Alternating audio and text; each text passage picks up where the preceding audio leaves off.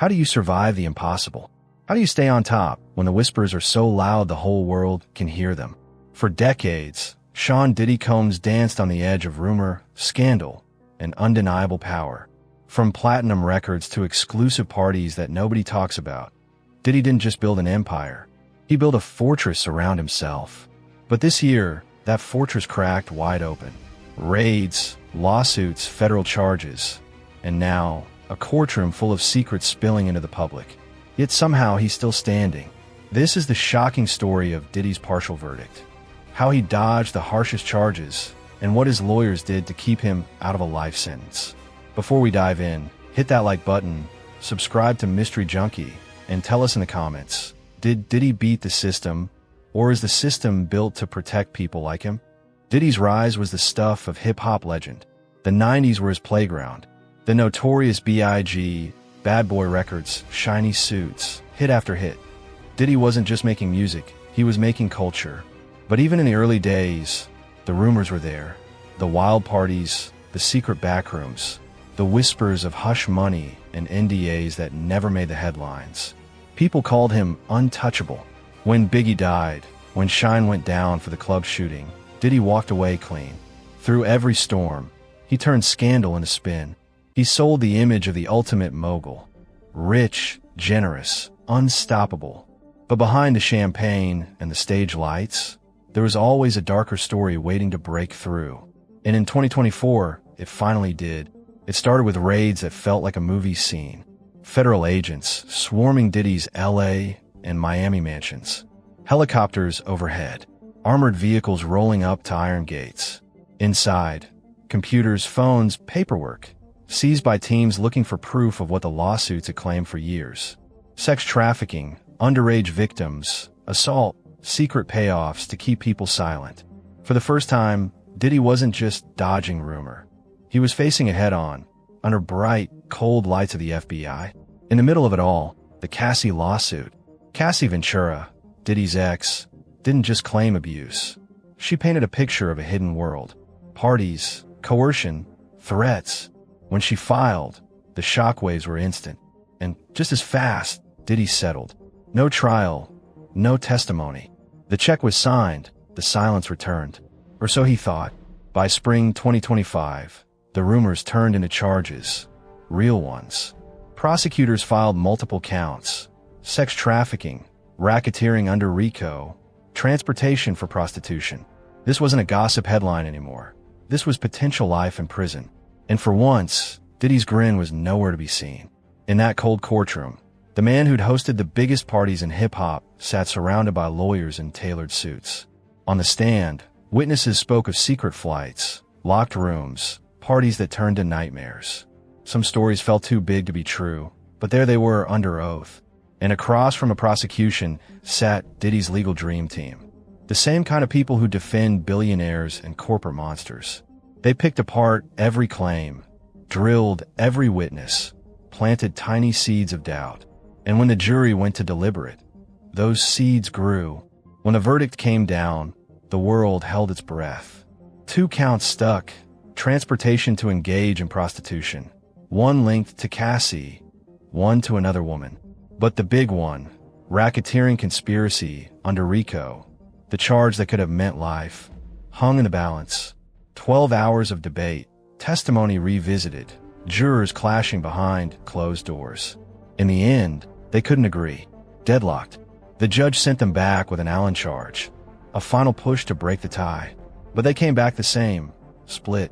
No verdict. Diddy walked out of that courtroom guilty, but not too guilty. Up to 20 years now hangs over his head, but not life. Once again, the bad boy walked through the flames and didn't burn all the way. How did Diddy escape the harshest punishment? Simple answer, money. Better answer, the best lawyers money can buy. His team is a who's who of top-tier criminal defense. Former prosecutors turned protectors of billionaires. They attacked the witnesses, old memory. They attacked the witnesses, old memories, shaky details, conflicting timelines. They buried the jury in reasonable doubt. No matter how ugly the claims sounded, they made them feel unsteady enough to fracture a verdict. When Cassie settled, they used that too. If the star witness won't testify, how real is the story? They turn the courtroom into a chessboard. Every move calculated, every headline deflected, every piece of evidence countered with a better story. In the end, it worked. Not completely, but enough to dodge the worst. Some people say Diddy's luck is his own making. He built a business, made billions, hired the best, stayed 2 steps ahead. But others look at his story and see a mirror. The system does not punish power the way it punishes everyone else. If you're famous enough, rich enough, connected enough, you don't need to be innocent. You just need to make people doubt it, just enough. Ordinary people don't get 12 lawyers with gold cufflinks. Ordinary people don't settle lawsuits in silence. Ordinary people don't walk away when the FBI kicks in their doors. But Diddy did, and now he sits in a cell waiting to see if the last charge sticks. He may still serve time. 2 counts can mean 20 years. But he escaped the darkest corner of that cell block. And maybe that's all he ever needed to win again. When the courtroom doors finally swung open and the jury's partial verdict echoed through headlines, the world realized something chilling about Sean Diddy Combs. He didn't beat every charge, but he beat the one that really mattered. He dodged the RICO hammer, the charge that could have chained him to a life sentence, stripped the mansion gates, the yachts, the VIP rooms that once made him untouchable. Instead, he now sits in a holding cell of uncertainty, facing 2 counts of transporting women for prostitution, a sentence that could reach 20 years if the judge chooses to drop the hammer. But will he? Or will this just be another chapter in a story we've all seen before?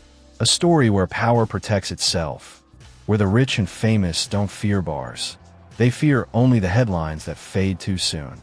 Diddy is not the first powerful man to watch terrifying allegations pile up like bodies in a locked room, only to walk away with just enough guilt to make the system feel fair, but not enough to keep him in that cell forever.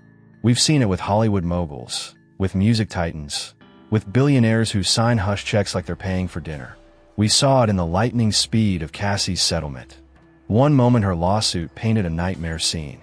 The next, silence, a check signed, a voice gone quiet. That's the power Diddy's always had. Not just the money, but the connections, the lawyers who slice truth apart like meat on a cold boardroom table. His lawyers didn't just argue the facts, they built a performance. They knew every angle to push reasonable doubt into a jury's head, to twist timelines, to say maybe this witness just wants a payout, maybe that memory's too old, maybe those rumors are just hate for a man who made it out of the street and into mansions built on platinum hits.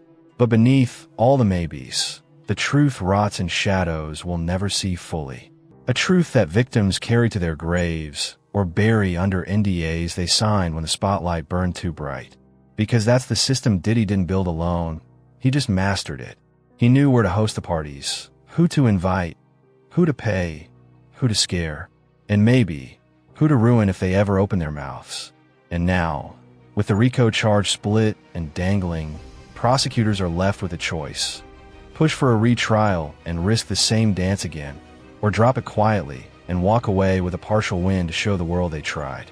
And the world watches, half angry, half numb, wondering if anything will truly stick to a man who spent his life turning scandal into branding fuel.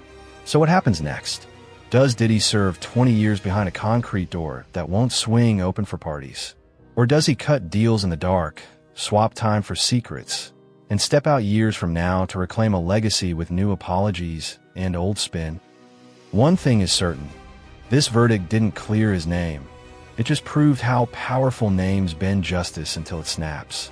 Diddy may be locked up tonight, or tomorrow, but his empire, the silence, the fear, the glamour dripping with secrets, that lives on until the final curtain falls for good.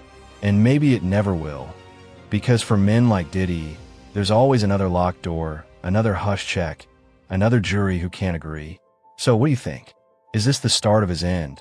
Or just another chapter in the same game the rich and connected play better than anyone else? Drop your theory in the comments. Did Diddy escape justice again? Or is the clock finally running out? And if you want the next deep dive when that final verdict hits, subscribe to Mystery Junkie right now.